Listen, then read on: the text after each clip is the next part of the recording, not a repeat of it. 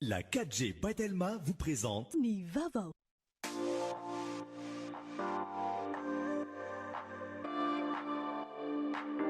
Luxor, le plaisir du confort. Nulchanao ni Fampalalambavao.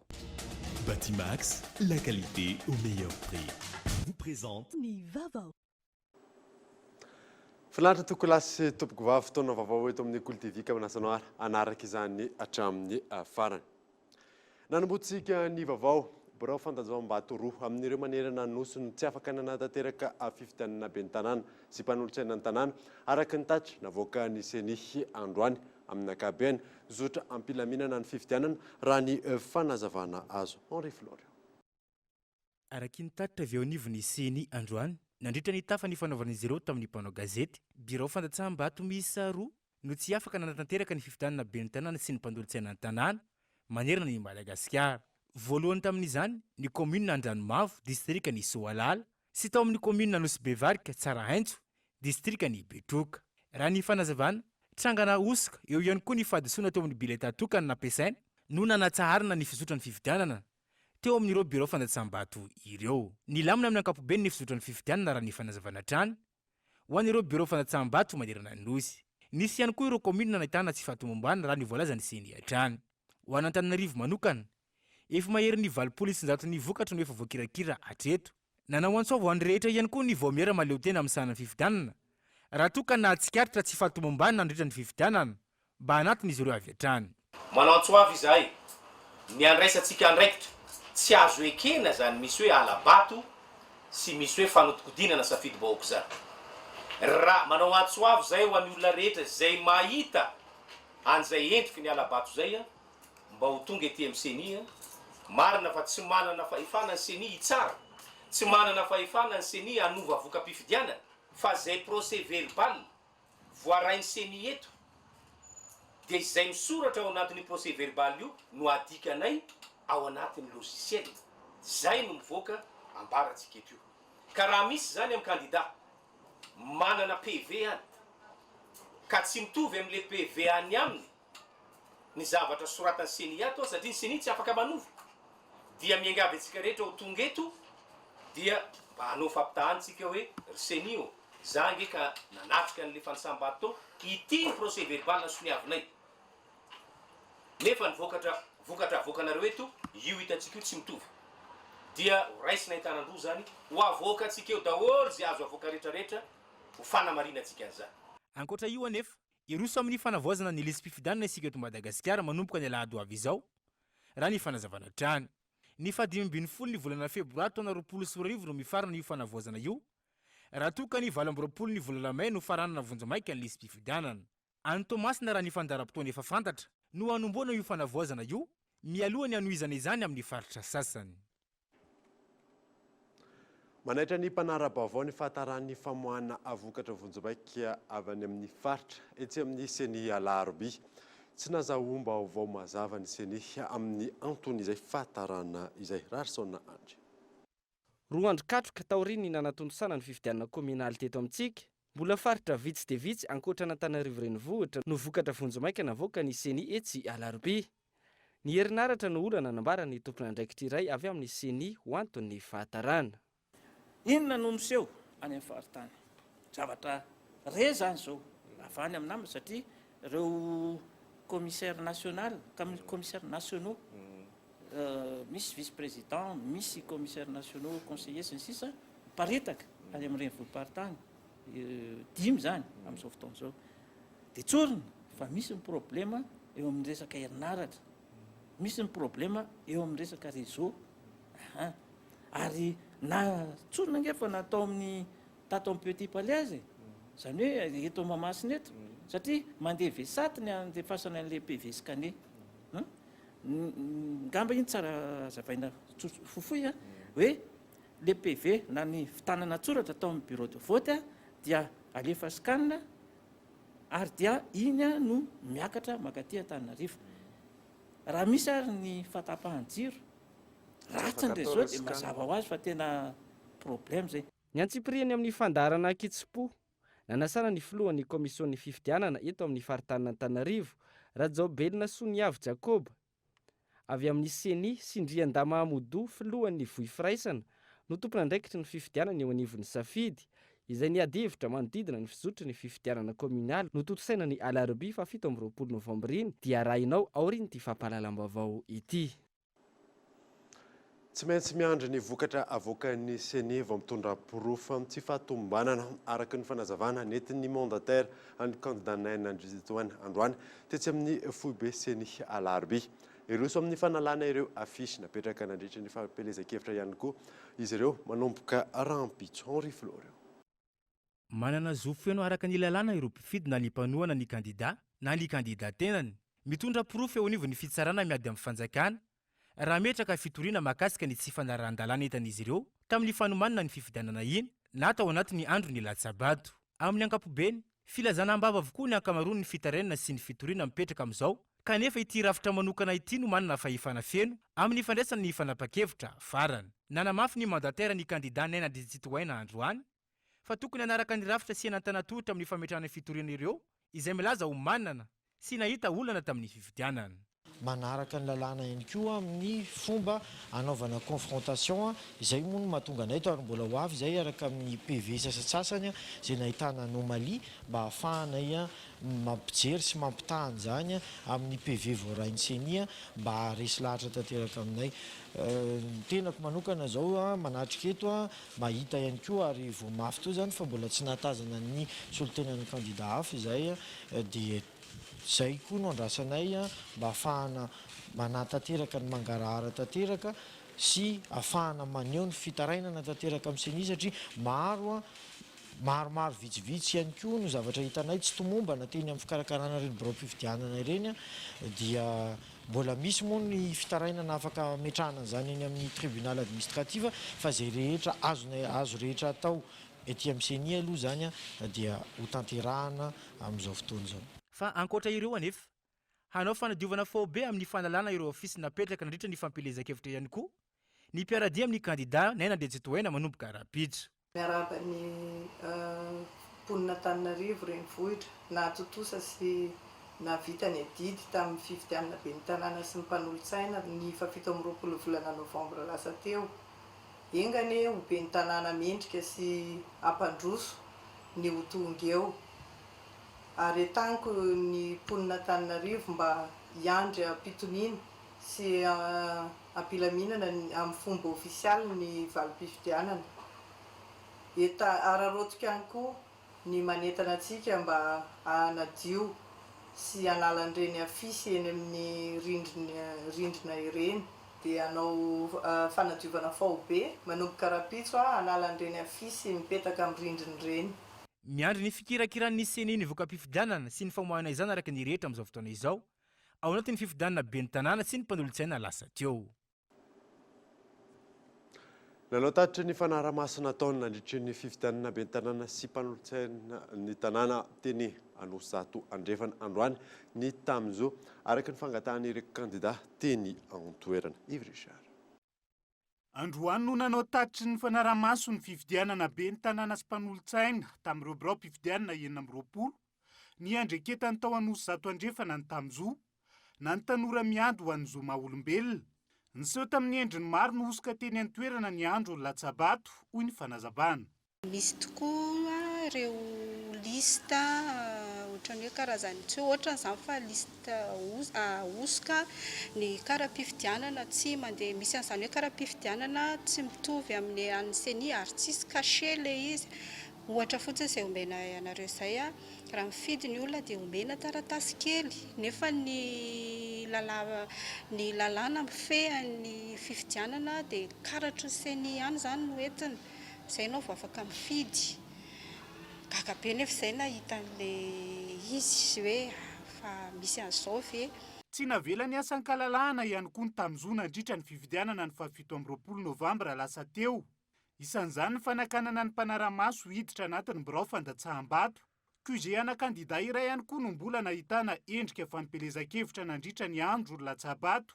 Taony fisiana olona tsy nanafina ny safidiny ary teo ihany koa ny nahitana olona roa ny ara-niditra anaty efitrano fisainana. Itoy hatrany arak'izany ny fanoherana ny fifidianana tao an-toerana. ho anay manokana moa dia efa reny lazainay ireny hoe nisy zavatra maro izay hitanay ihany koa ary ankehitriny moa dia voaporofo izany zavatra izany dia toy an'izany ho anay manokana dia tsy hipetrapetraka amin'izao zay satria zavatra marina no takiana ny zavatra tena misy ary tena safidim-bahoaka no tadiavinay ka zay zany le izy hoe itoy izay ao anatin'ilay izy itoy izay hitaky raha tsy mivoaka ny tena famarinana. Isanazo fahazon-dalana anaramaso ny fifidianana manokana avy amin'ny seniny tamin'izao nanomboka ny 27 Novambra 2024 hatramin'ny andro Latsabato no nanatanteraka ny fanaramaso tao Anosizato Andrefana izy ireo mitaky fandraisana fepetra entitra arak'izany ny tamin'izao isiny ny Mangarahara. Ireo voka-pifidianana tamin'ny fifidianana ben'ny tanàna sy mpanolotsaina ny tanàna farany teo izany tanterana tamin'ny alarobia no tanterana aminao anatin'ity fanadadinina manaraka ity. Natsipirin'izay zetin-dionina saina. Toy izao ny voka-pifidianana voaray farany avy amin'ny Vaomera mahaleo tena misahana ny fifidianana amin'izao fifidianana ben'ny tanàna sy mpanolotsaina ny tanàna izao ho an'ny commune Antananarivo renivohitra 770 amin'ireo 290 no birao fandatsaham-bato voaray izany hoe ny 7,750 isanjato ary ny 570 amin'ireo nahavitany na fahamarinana nanome ny tapa-avitriana 2,750 isanjato. Ny kandida natolotry ny IRK Andriatsitoainanaina no mitarika raha ny fivoka-pifidianana Vonjomaika ity manana ny isambato 7,707 amin'ny salanisa 7,770 isanjato. Manaraka azy ny kandida avy amin'ny Antokotimo Randriamasina Rorina nahazo ny salanisa 5,720 isanjato ary nahazo vato 7,705 sy enalina. Ho an'ny voka-pifidianana ho an'ny mpanolotsaina tanàna eto Antananarivo renivohitra birao fandatsaham-bato 9,700 amin'ireo 2,900 no voaray ny teo anivony Vaomera mahaleo tena misahana ny fifidianana ka ny 13,700 amin'ireo no nahavitana fanamarinana 2,470 isanjato ny tapa-avitriana. Raha ny Rina Clémence avy amin'ny IRK no mitarika amin'izay fifidianana no mpanolotsaina tanàna izay manana ny isanjato 5,170 isanjato. Manaraka azy ny avy amin'ny Antokotimo Randrianary Roberto nahazo ny salanisa 5,470 isanjato. Any amin'ny faritany Tomasina ao amin'ny commune Tomasina renivohitra birao fandatsaham-bato 3,50 amin'ireo 4,700 no nahazahoana vokatra ary ny 20 amin'ireo no nahavitana ny fanamarinana natratra 2,720 isanjato ny tapa-avitrian'ny mpifidy. Mitarika amin'ny salanisa 7,30 isanjato ny kandida natolotry ny Irmary Rakotiny Rina nantenaina. Manaraka azy Ratsiraka Iarovana Roland avy amin'ny MTS nahazo ny salanisa 7,20 isanjato. Voka-pifidianana ho an'ny kandida ben'ny tanàna tao amin'ny commune Toliara voalohany birao fandatsaham-bato 2,70 amin'ireo 7,30 no voaray ary ny 2,20 amin'ireo no nahavitana fanamarinana 7,70 isanjato ny tapa-avitriana. Mitarika ny kandida avy amin'ny IRK Vitasidy Sandede nahazo ny salanisa 7,70 isanjato. Manaraka azy ao ny tsy miankina Ratsimbazafy Achille Romeo manana ny salanisa 7,70 isanjato. Ao amin'ny commune Morondava birao pifidianana 7,20 no voaray. Mitarika amin'izay voka-pifidianana izay Mamerson manana ny isambato 7,740. Manaraka azy ny laharana faharoa Kolfridjof izay avy amin'ny IRK manana ny isambato 4,703 ao amin'ny commune Mananjary renivohitra mitarika amin'ny isambato 5,770 manana ny salanisa 4,770 isanjato i maître Coco avy amin'ny IRK. Manaraka azy io Brice Simonet laharana fahadimy manana ny isanjato 4,520 isanjato manana ny salanisa 4,100. Izay mahakasika ny fifidianana. Andrasana anaran'ireo gouverneur amin'ny faritra hafa taorian'ny fanambaran'ny HCC fa mifanaraka amin'ny lalam-panorenana ny fanendrena azy ireo. Ny vola entin'ireo gouverneur ny faritra Iasa izay efa voarakitra ao anatin'ny LFI 2024 na senatra. Nivoaka tamin'ny fahanginan'ny HCC na ny fitsarana avy momba ny lalam-panorenana ary namoaka ny fanapa-keviny mahakasika ny fanendrena ireo gouvernora isam-paritra izay niteraka resabe teny anivon'ny fiarahamonina sy tamin'ny tambazotra tserasera. namaly ny taratasy fangatahany filohan'ny antenimeran-doolona ny fitsarana avy momba ny lalam-pandrenana ary nambarany tao anatin'ny fanapahana laharana 7 HCCD3 fa mifanaraka amin'ny lalam-pandrenana ny fanendrena gouvernoura araky ny voarakitry ny didim-panjakana 7/20 sy 7/7 tamin'ny 15 septambra 7/20. Taorin'izao fanapahana izao miandry ny fanapahana ireo gouvernoura amin'ny faritra hafa izay mbola tsy nanatanterana izany ny mpanara-baovao anafainganana ny fampandrosoana. Itsenkilany ny vola entin'ireo gouvernoura isam-paritra rehetra efa voarakitra ao anatin'ny teti-bolam-panjakana 20 izay mitetina 10 miliara ariary isaky ny faritra. Io vola io izay ifantoka amin'ny fampandrosoana ny faritra mifanaraka amin'ny laharam-pamehana eny fotony. Tsy anan-kery intsony ny vola taratasy nivoaka ny 3 sy 4 manomboka ny voalohan'ny volana janoary 20 araky ny didim-panjakana niraisin'ny filan-kevitry ny gouvernemanta manana heritaona ny olom-pirenena sy ny mpampiasa vola anakalo izany eny amin'ny banky foiben'ny Madagasikara. Miantarandriana. Araky ny didim-panjakana laniny filan-kevitry ny gouvernemanta ny 20 ny volana novambra teo. Nanambara ny banky foiben'ny Madagasikara fa hatramin'ny 1 ny volana desambra 2024 no manankery eto amin'ny firenena farany ireo vola nivoaka tamin'ny taona 3 sy 4. Voakasika amin'izany ny vola 100 ariary, 200 ariary, 500 ariary, 1000 ariary, 1000 ariary, 5000 ariary ary 1 ariary. Manana heritaona eo kosa ny fanakalozana ireo vola taloha ireo.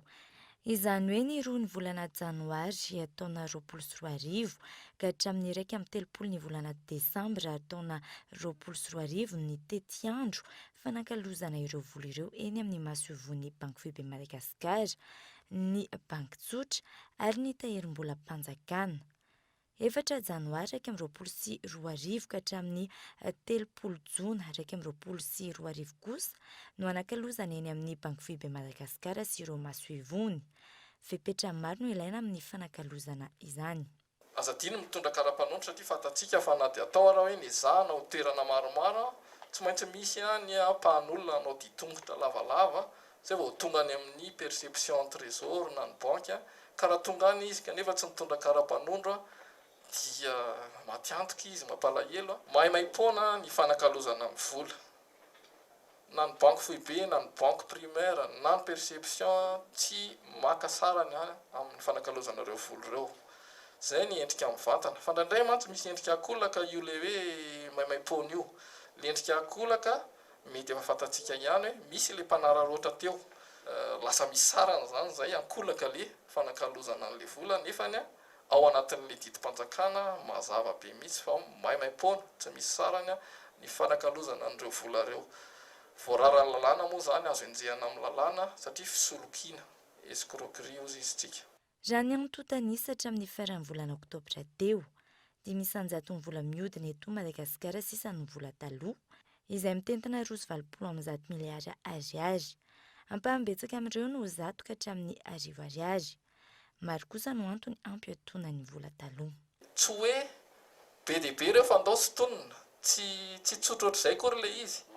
Fa ny olana dia hoe raha ohatra ka tsy tonona ireo dia tsy fatatsika tsara intsony hoe firy marina ny vola mbola mandehandeha any ahafahantsika manao an'ilay kajikajy hitondrana an'ilay politique monétaire. Dia zay le mahatonga ny hoe amin'ny ankapobeny ny banky foibe eran-tany fa tsy tsika eto any eo amin'ny 10 taona 14 taona eo tsy maintsy manao an'izay ary tokony hanao an'izay fanoloana ny vola mandeha eo amin'ny firenena zay. Satria amin'izay indray zany vao azo tarehimarika mitombona sy manakaiky ny tena marina amin'ny abetsahan'ny vola mandeha.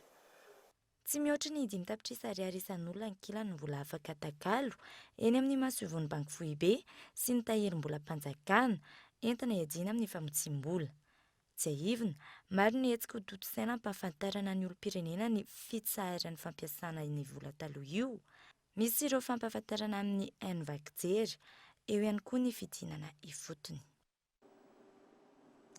Misokatra ny guichet unique eny alasora ho an'ireo manana tany na trano voakasiky ny tetikasa fanamboarana Rocade Est sy nord-est nanomboka tamin'ity volana ity. Horaisina eny toerana avokoa ny antota taratasy rehetra na fanamariana momba ny tetikasa. Miantarandriana voatra.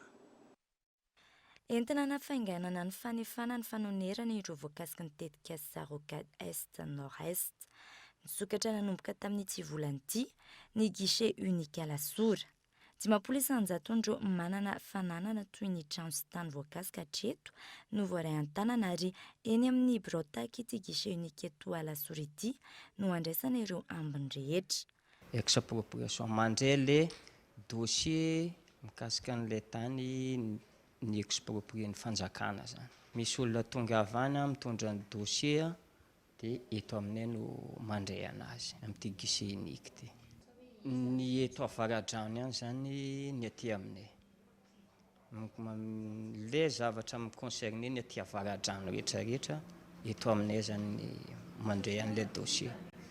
Mba hampamorana zany ilay fitretena an'ilay dossier zany. Mba tsy vezivezen'ilay olona fa tonga dia izy avy any miaraka amin'ny dossier dia eto aminay eto zany ny vatanana. Facilité amin'ilay requérant rehetrarehetra zany. Isokatra isaky ny alatsinainy hatramin'ny sabotsy ny birao ety an-toerana ary ny fanazavana. Misy ireo tompona andraikitra mandray an-tanana ireo manantony izany. Tanjona ny amorana, ny fikirakirana ny antota taratasy ilaina sy ny dingana arahana.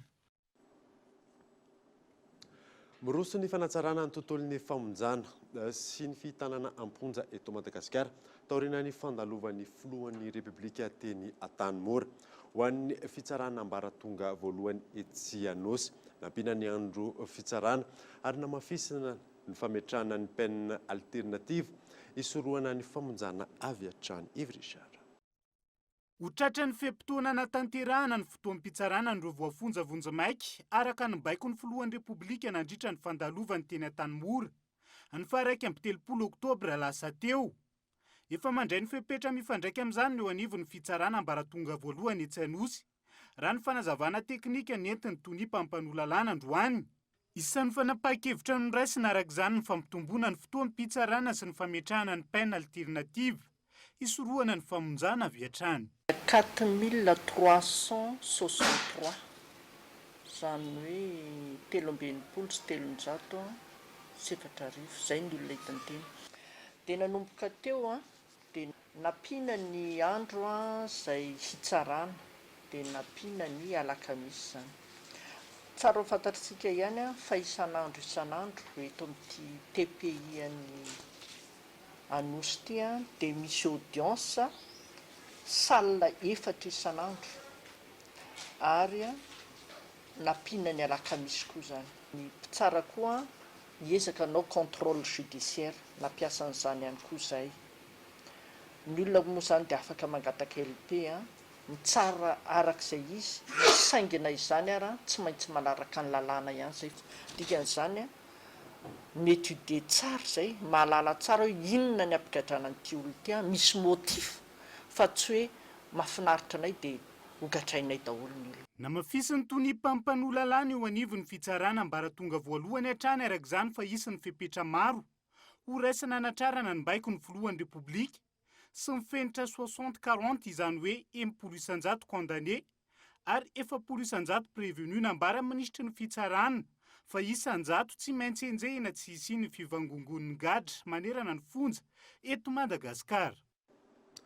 Tonga eto amin'ny fotoanan'ny dokavarotra isika aoriana izay ny atatsika mahakasika ny medaly volafotsy izay azon'ny restaurant Le Carnivore etsy Batonakanga.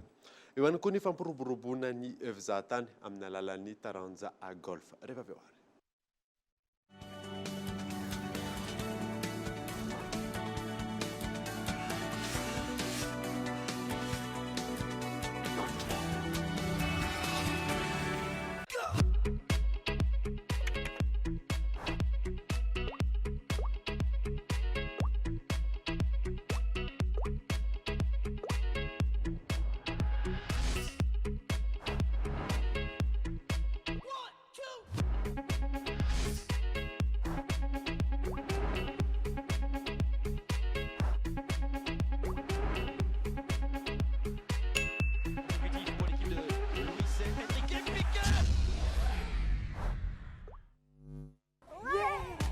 Nous vous livrons la solution chez vous en un seul clic. Commandez dès maintenant sur notre site, payez en toute sécurité et faites-vous livrer en 24 heures. ABC, l'expert en construction et aménagement. Le CNAM Madagascar vous offre une possibilité d'acquérir un diplôme international qui vous ouvre les portes dans le monde. Formant les plus hauts placés des administrations, CNAM vous propose plus de 658 parcours niveau bac à bac plus 8. Réussir, apprendre, innover. Les formations que nous offrons répondent aux normes du marché mondial du travail. Alors qu'attendez-vous pour investir dans votre réussite ? Faites partie des plus grands et visez plus haut. Apprendre au CNAM change votre vie. Yes, le CNAM.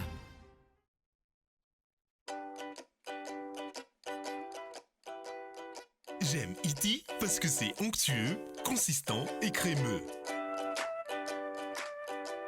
Pour le bien-être de mes enfants, je fais confiance au yaourt E.T. pour leur apport en vitamines, protéines et calcium. Et c'est naturellement bon! E.T., c'est mon équilibre à moi, car j'ai besoin d'un aliment sain et nutritif. Yaourt E.T., le yaourt préféré des Malgaches. Attention, très très très bon. Yaourt E.T., naturellement bon.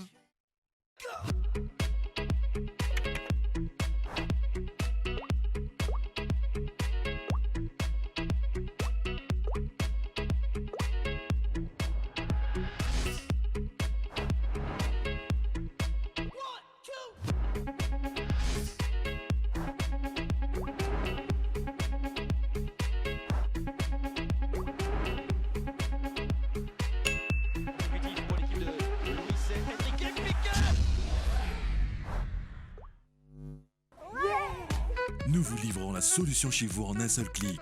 Commandez dès maintenant sur notre site, payez en toute sécurité et faites-vous livrer en 24 heures. ABC, l'expert en construction et aménagement. Faradoub, tombola mvoly azo an'ilay 100 000 ariary avy aty amin'ny mvoly ianao tsotra fotsiny manaova dépôt na retrait matetika avy hatrany dia mandeha anjara amin'ny fisariana ianao tsindrio fotsiny dièse 111 étoile 1 dièse Mvoly, tsotra, aingana, azo antoka. Geox, Puma, San Marina, Unisa, Tamaris, Guess, Minelli, JB Martin, Adidas, Fossen, Asics, New Balance et Ralph Lauren. Boutique Le Coin des Marques, un grand choix de parfums, montres, sacs et chaussures de marque. Alors, venez découvrir notre boutique Le Coin des Marques, des articles de marque pour hommes, femmes et enfants. Le Coin des Marques, à Faravouch, téléphone 033 71 848 68.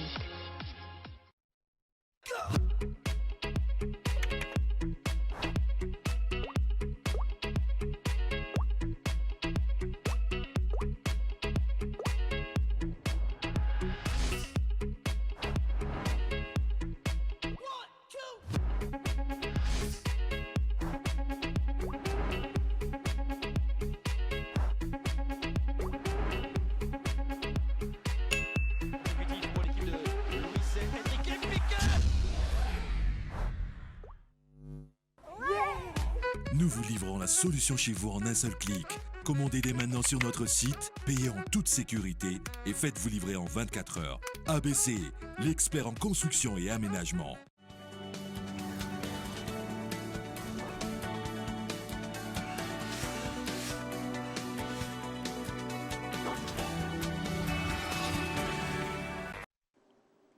Veneto amin'ny fampalalam-bavao isika. Nahazo medaly volafotsy avy amin'ny Fédération internationale du tourisme ny restaurant Le Carnivore à Matonankanga. Omaly no nanomezana ny medaly sy mari-pakasitrahana ho an'ny mpiasa sy tompon'andraikitra rehetra. Miantarandriana. Nahazo medaly volafotsy avy amin'ny Fédération internationale du tourisme i Madagascar tamin'ny alalan'ny restaurant Le Carnivore à Matonankanga. Fanarahana ny fenitra iraisam-pirenena kalitaon'ny tolotra omena mpanjifa ary ny traika fananan'izy ireo no isan'azon'izao vokatra izao. C'est un grand honneur qui vient couronner plus de 8 ans de travail. Voninahitra ho any mahazo izao medaly izao, manamarika ihany koa ny lalana ny lalovana ary ny asa nataony nandritra izay 7 taona izay. Maneho izao vokatra izao fa mahavita zavatra tsara i Madagasikara, tanjonainy hanatsara hatrany ny tolotra raha ny eo ny vokatry ny tany. Et ce concept pour Madagascar. notolorana omaly araka izany medaly volafotsy ary notolorana mari-pakasitrahana avokoa ny mpiasa rehetra tao amin'ity restaurant le carnivore ity.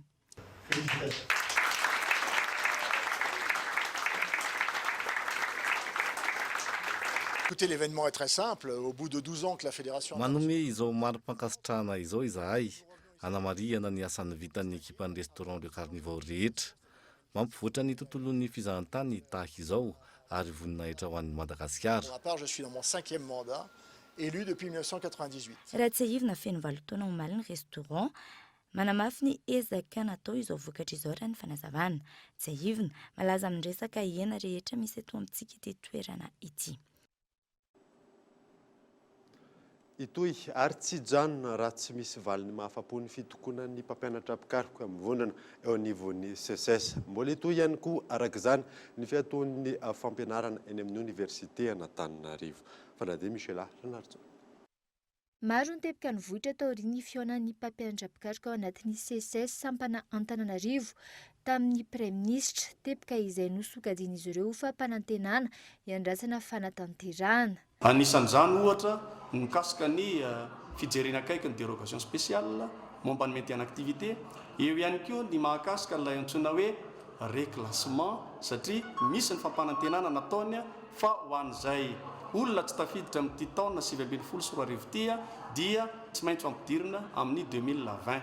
Manaraka an'izany dia eo ihany koa ny handraisany andraikitra mba ahafahana miantso ny tompon'andraiky mpanjakana izay voakasika momba ny fanefana haingana ny lazaina hoe indemnité de recherche et d'investigation ho an'ireo retraité chercheur taona 2024 sy 2024. Ny fahaefatra dia eo ihany koa ny fampanantenana fa hiantso ny solotena ny ministera pia izy eo ihany koa ny solotena ny ministera ny vola sy ny toekarena ary ny solotena ny CSS mba hiaraka hidinika indray ny momba n'ilay relika mikasika ny 3 décret.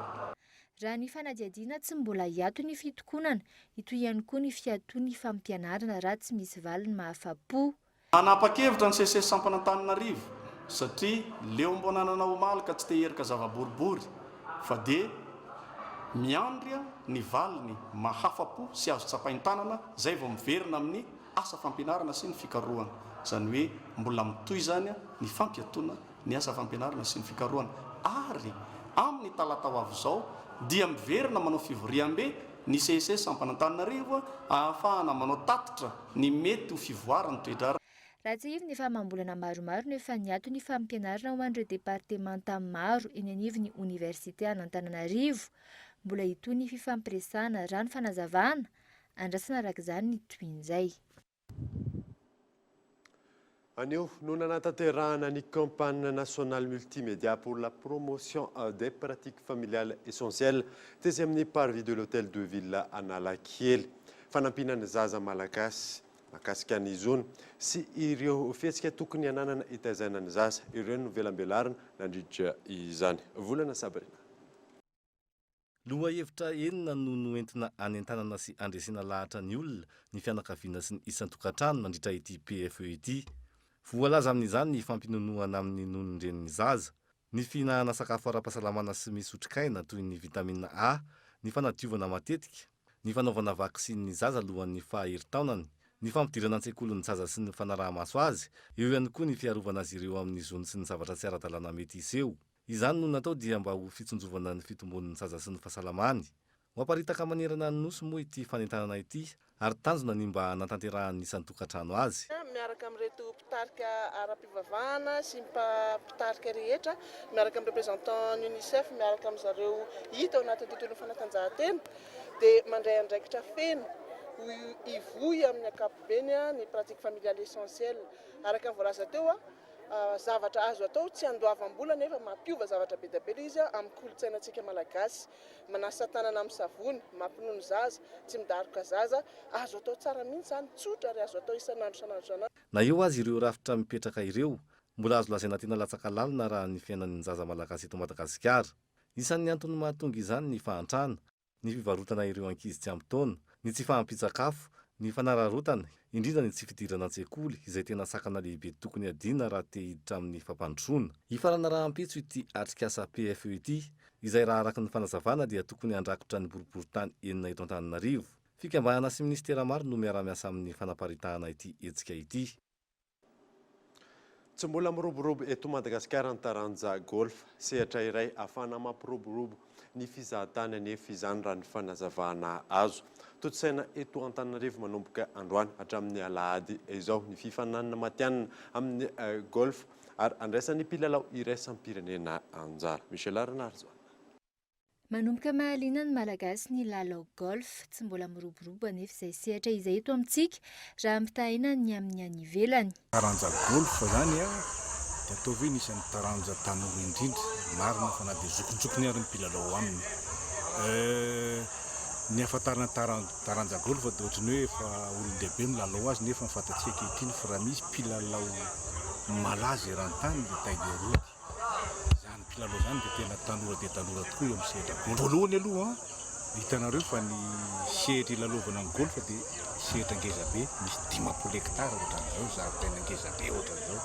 Zay aloha dia vitsy izy eto Madagasikara nefa tao anatin'izay 10 taona izay dia efa nisy ataoko hoe ny sehatra maro, tsy maro be fa nisy sehatra ihany natsangana. Ankoatry ny fanatanjahantena, isan'ny manambetsaka ny sehatry ny fizahantany ny lalao golf. Raha ny antontanisa ny fizahantany ara-panatanjahantena mifamatotra amin'ny golf dia mampiditra $20 miliara isan-taona ao anatin'ny kitapom-bola-panjakana raha voatrandraka araka ny tokony ho izy. Dehibe tokoa amin'ny sehatry ny fizahantany ny golf zao satria ny golf dia manana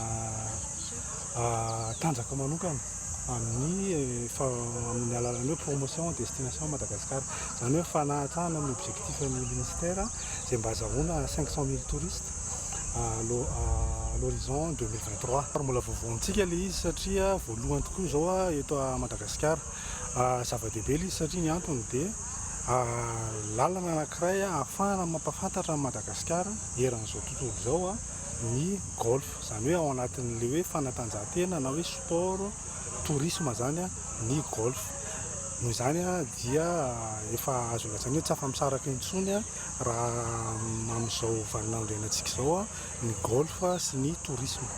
Etsy ankilany efa afaka mifampitaha amin'ny mpilalao vahiny ny mpilalao golf malagasy raha ny fanazavana. Tsika malagasy koa tsy latsa-danja amin'izany satria efa toko hoe 17 taona mahery koa nefa nanaovantsika ny taranjo io. Antokonainantsika aloha surtout eto amin'ny tanintsika aleo mba asehoantsika malagasy no hoe mba mahay ny taranjo io, mahafehy ny taranjo io koa ny malagasy ary ny raha mahita moa hoe napraisy ny bary ihany fony malagasy. Eto koa nefa mamin'ny tokony malagasy rehetra fa mba ho apraisy ny zambako ny fony malagasy rehetra amin'ny taranja golf ity. Tontosaina eto Antananarivo manomboka androany hatramin'ny alahady izao ny fifananana matianina amin'ny golf ary andraisan'ny mpilalao iraisam-pirenena maro, isan'izany mpilalao iray malagasy. Iray amin'ireo mpanohana izany ny ministera ny positra ny fifandraisan-davitra ary ny Aitao Rakajimirindra amin'ny alalan'ny tolotra positra Monet. Ny sombom-piainan'ny Ramatoa Hermine Ramarsoka, renim-pianakaviana manantena ary mitaiza zaza valo indray ny entina aminao anatin'ny zanam-pandarana lalam-piainana ato anatin'ny fampalalam-baovao amin'ny ity alina ity. Yves Richard.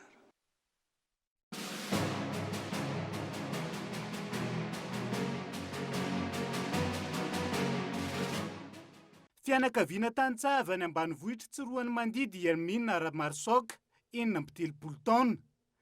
Nifindra monina teto Andrenivohitra ny ankohonana 3 taona lasa zay no niasa sandalo mivaivay tany an-toerana. Tsy nanana ny sarongotana ny ankohonana tamin'izany ka voatery nanorom-ponenana tetsy La Réunion kely. Ny bata entana teny Anosy ny asam-badiny ary izy nylofo tamin'ny fikarakarany Rozana ny valy-mianadahy. Ny sedra olana trany izy ireo ary nanjombona ny fiainany indrindra hatramin'ny fotoana namohizany ny vadiny. Tamin'ny 20 izy maty ny taona entana teny Nosy zany ny aretina nahazo azy. Zany hoe fahavaratra ohatr' izao zany dia mibilisatra hoe izy zany araka ny nahitan'ny olona anazy teny dia ny anjera dia tsy tafarina fa voatsindrin'le entana tao dia ohatrany hoe nisy voadona zany tany any tratrany araky ny fitarafan'ny dokotera anazy dia ozy ny dokotera hoe tsy sevitra tsony ozy izy nitsaboana anazy a fa izy efa ho faty izy ozy izy le dokotera dia za moa zany le teraka nyty tapabolana ny maty izy dia tsy hitako tsony zay hevitra zany dia efa nijanona teto tsy hitako hoa zay hevitra ataoko zany fa dia efa eto aloha zany zay sivy mianaka kely zay lozana dia zao mangataka zao ny asan'ireo zanako ireo. Manano tena ary-mitaiza zazavalo 17 taona hatramin'ny 2 taona latsaka 3 volana. Araka izany ny renim-pianakaviana. Tsy mbola hafa miasa ny tena amin'ny manoloana io ka ankoatra ny fanampiny ny zao baviny. Mifandimby mangataka eny amoron-dalana ny zanany iantohana ny sakafo ao an-tokantrano. 3,000 hatramin'ny 4,000 ariary isan'andro no azo amin'izany ka io no tsinjaraina. Anjofana ny sakafo sy ny entana fampiasa amin'ny fiainana andavanandro. Io vola io zany tonga dia vidy vary zany 3 kapoaka dia rehefa vidy vary 3 kapoaka dia ny 1 kapoaka ataonay vary maraina dia ny 2 kapoaka vary hariva dia ny atoandro zany zao ohatran'izao hitanareo zao zahay tsy mihinanay amin'ny atoandro tsy zavatra tsy afenina mihitsy zany fa zany ny ainanay eto anana ny laoka anana dia saribô tsy maintsy vidy saribô ianao tsy maintsy vidy labozia ianao isan'andro savony zany tsy maintsy iainanao zany. Tsy zarizary ihany koa manoloana io ny trano fonenana izy sivy mianaka. Trano vita amin'ny baoritra sy sase tsy misy 2 metatra toradroa no isitrihana. Na dia tao anaty fahakiviana aza no nifampiresahany tamin'ny mpanao gazety ny Kolo TV androany. Miandrandra fiovana amin'ny fiainany hatrany Hermine Ramarsok ka nanafarany ny zanany ilofo amin'ny fianarana. Lafim-baovao hafa kosa indray anio zoma fa 27 volana novambra andro natokany ireo mpivarotra sy tranombarotra maneran-tany anatanterahana ny Black Friday. Fotoana izay anatanterahana izy ireo fihenam-bidy sy tolotra maro samihafa. Volana Sabrina. Tamin'ny taona 76 dia nanapa-kevitra ny andray an'io fanehoan-kevitra io ny Amerikanina hanondrona ny fiandohan'ny fivarotana Krismasy. Mandritra ity zoma ity, ny fivarotana dia mikendry ireo mpanjifa mitady fihenam-bidy tsara indrindra. Any Etazonia ny antsoina hoe Black Friday indraindray dia andro fankalazana ny andro fisaorana ny alakamisy faha-4 amin'ny volana. Manamarika ihany koa ny fanombohan'ny fivarotana faran'ny taona farany. Dia ny Black Friday tena hoe tout est à prix cassé zany. Ny anton'izay be dia be tena resaka action commerciale fotsiny mety hoe hanafanana ny centre, mety hoe hanatsarana ny prix ny chiffre d'affaires ny boutique zay ny tena hoe hanaovana anazy fa izy entre autres aloha izy resaka action commerciale fotsiny sy action marketing amin'ny resaka vente. Ny Black Friday moa tsy eto amintsika ihany misy Black Friday aloha raha ny androany satria na any an-dafy ary raha ohatra nareo ka miaina manjery rehetrarehetra dia misy Black Friday koa na any an-dafy ary androany. Tsy kolotsaina malagasy raha ny Black Friday fa nositomina avy amin'ny kolotsaina vahiny. Raha ny eto Madagasikara dia fihenam-bidy sy fanomezana fahafapon'ny mpanjifa ny tena antony nanaovana ity andro ity.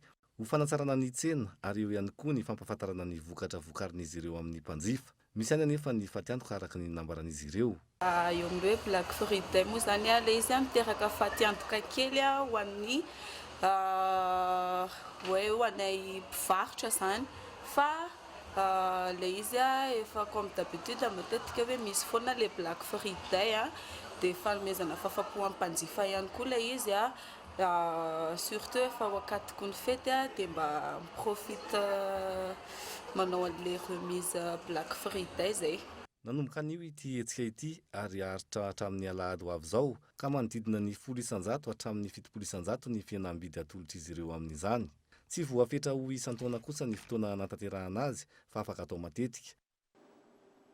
Tontolo ny kitra kosa indray mahatsara hatrany larana misy ny baren'ny Madagasikara amin'izao fotoana izao. Eo amin'ny larana fa 1.10 isika maneran-tany raha toka 1.20 kosa aty Afrika. Henri Flore.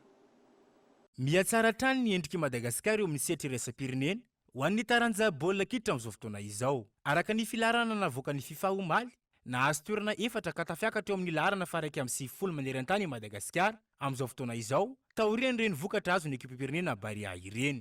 Ny tombony araka tamin'izany ihany koa ny isa azontsika ary manana isa 770 isika amin'izao fotoana izao.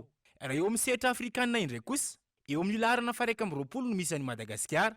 Isan'ny nampiakatra io laharana io ny fandresena azontsika naloana ny ekipan'ny Ethiopia tamin'ny isa 2 tsy misy, ary ny andavontsika ny ekipan'ny Niger tamin'ny isa mavesatra 4-2 farany teo. Tsy aivana fa natafiditra baolina betsaka indrindra teto ny Barian'ny Madagasikara amin'ny vondrona misy azy. Nahafaty baolina 7 ary manana isa 9. Loha laharana amin'ny vondrona misy azy araka izany ny ekipa malagasy amin'izao fotoana izao. Miandry ny ekipan'ny Côte d'Ivoire amin'ny volana Jona 24 izay mbola tafiditra eo anatin'ny fifanitsanana CAN 2024 araka izany ny ekipa malagasy amin'izao fotoana izao. Miandrandra fandresena trandra araka izany ny vahoaka malagasy eo amin'ny Barian'ny Madagasikara. Dia ny maresaka iraisam-pirenena iny manankatona vaovao tamin'ity alina ity. Ankasitrany ianao nanaraka izany zava-manitra dia veloma fodalo tompoko.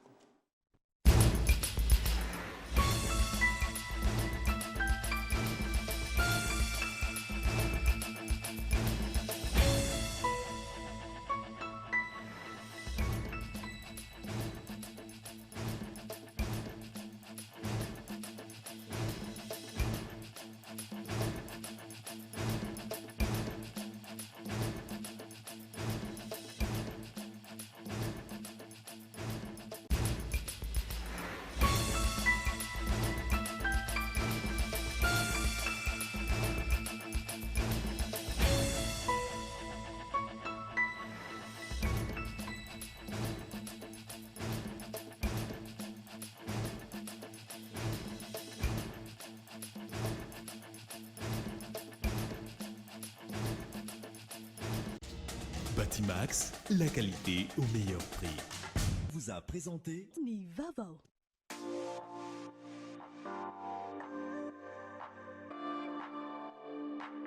Luxor, le plaisir du confort. Nanulchano teu ni fampalalambaovao. La 4G Patelma vous a présenté Nivavo.